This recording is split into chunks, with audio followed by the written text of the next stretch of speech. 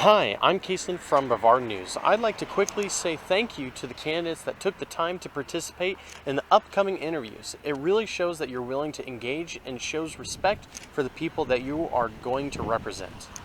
However, I must also note the absence of two candidates, Sarah Stogel and Andrew Connors, who straight up refused to engage in the interview process. And in a race for public office, accessibility and accountability are crucial. When candidates decide not to engage, it limits the voters' ability to make fully informed decisions and raises questions with those that they seek to represent. You're going to see my shirt change in some of those interviews, and that's just because of the time it took to get everyone interviewed and scheduling and such. But here we go. Okay, I'm out here with Vicky today. Katie Delaney, Megan, Nathan, Billy, Christopher Childs, Brian Bobbitt. We're at the Titusville Public Library for early voting. Yes. So here, let me get out my questions real quick. Okay. So, how's it going out here today? Oh, it's a lot of fun. It's really a lot of fun talking to the voters, waving at them as they drive by. People honk, people wave, and they say, "Oh, we're going to vote for you. We're going to vote for you." It's fun. It's a fun time. All right. Mm-hmm. Awesome. The support is just incredible. There's people driving by, waving and thumbs up, honking, the whole thing. It's pretty cool. Yeah, it's been great. There are so many people coming out to vote. I thought it might slow down after Monday when early voting started, but it's just been consistent. So it's been really great to see people exercising their right to get out and vote. All right. It's hot, hotter than it's been the last 2 days. We've had rain, so today we got sunshine and you can feel it. But lots of energy, lots of energy in the community, and that's a great thing.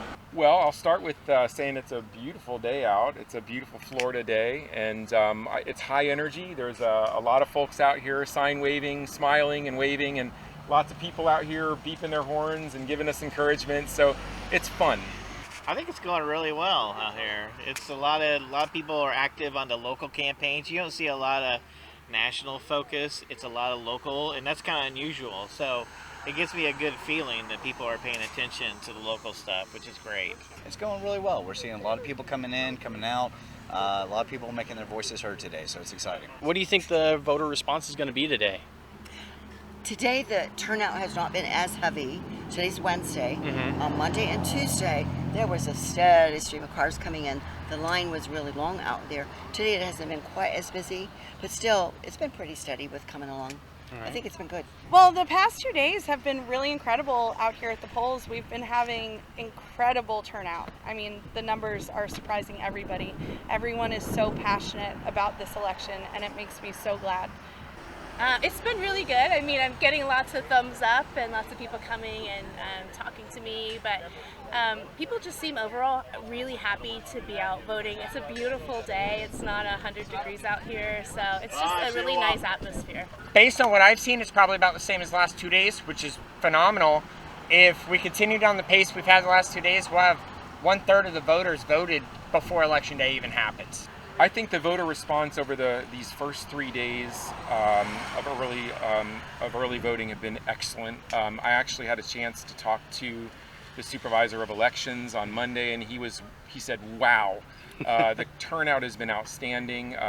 Voters have been coming out steady. There's been some waves, but it's been steady for the last 3 days, and that's really exciting to see that people are getting out early." It's been great so far. As of this morning, before voting started again, we were at 22% turnout for Titusville, and that's great. In 2020, we had about 80% turnout for it during the presidential election, so I think we're on track to meet that or beat that. So that's encouraging. Outstanding.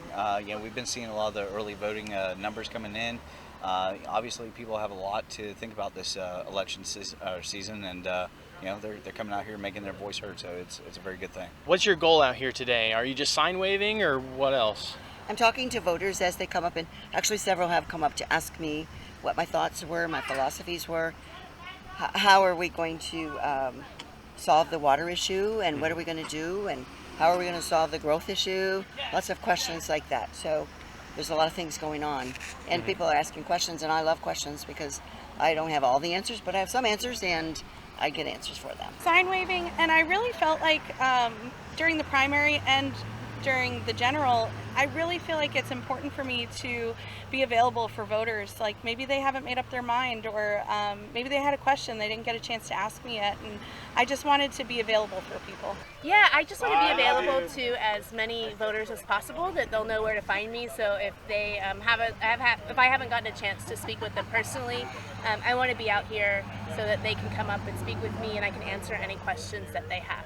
Sign waving, the goal is, it's really to show the community that you're putting in the effort. And so they like to, when they pull up, they like to see candidates and their teams actually out there trying, waving signs, interacting with people, shaking hands, talking to people who have questions. Just putting in a little bit of effort shows the voters that you care.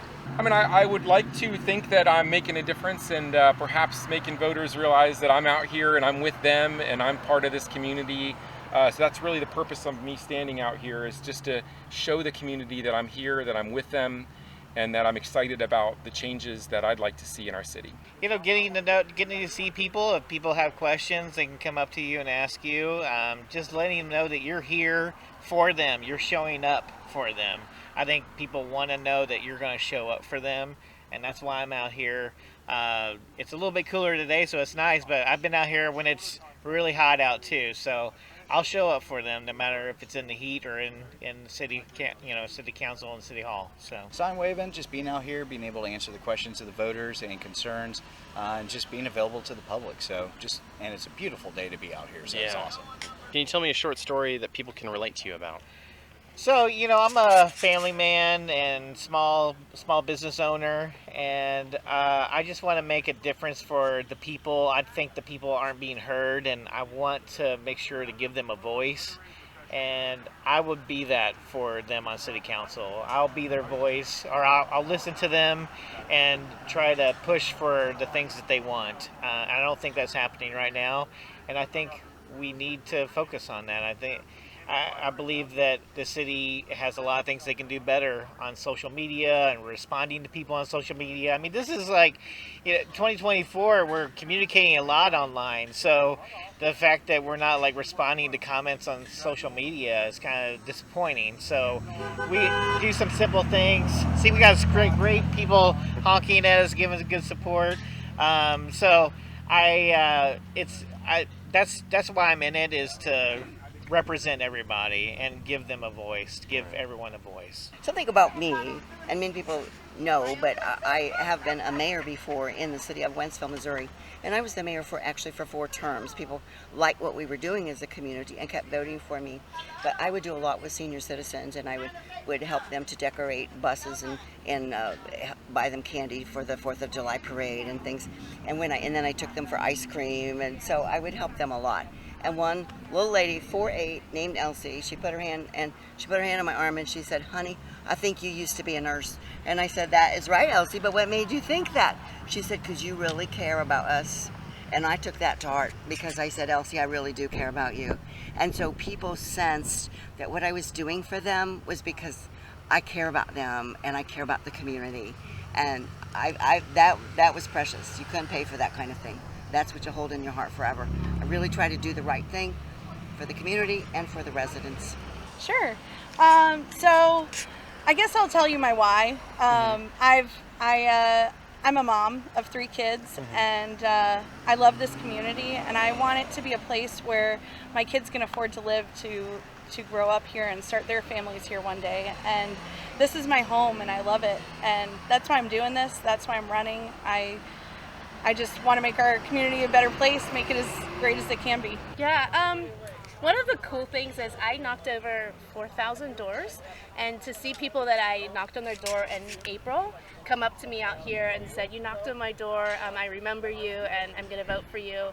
That is super special, because I started knocking doors really early, and not sure what kind of strategy it was, but just to be able to reconnect with those people, and the fact that they remember is super special to me. So I really appreciate that.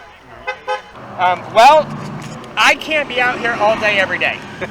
I'm a working man, and as most of us in Titusville are working people, I have to work my job, and I get to jump out here in between service calls and wave signs and meet with voters and shake hands. And that's the best I can do, but when you're a blue-collar person running for office, that's how it works. You just go out and you do your best. So, Sure. Let me start by saying that I am a Florida native. This is home.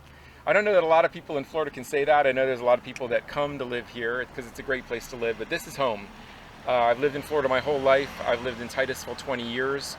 My wife is a teacher at Titusville High School. My son attends Titusville High School, and I run the Great Outdoors, which is an RV golf resort. Where a lot of folks that also love to live in Florida but aren't from here tend to come during these fall and winter months and spring months. I handle their infrastructure as their general manager, so my responsibility is to make sure, that everything is working properly. That's my job. I handle the community's safety and security, and so again, my job is to make sure that that community is solid and that it's a great place to live. And that's really, I think, the reason that I am motivated to run for city council is I know I can bring that to the city of Titusville.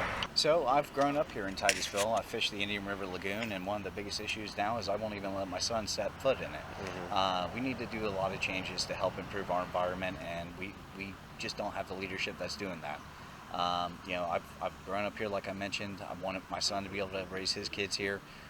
So we just need to make some changes, and that's why I'm running. Thank you very much. Thanks for taking the time to talk to me. I appreciate you. Thank you. Well, thank you very much. Thank you very much. All right. Well, thank you so much for talking to me. Thank you very much. Thank you very much for talking to me. Thank you. Thanks, Dad. Thank you very much. Thank you. I For taking the appreciate time it. to talk to me. Thank you. There we go. That's all of them.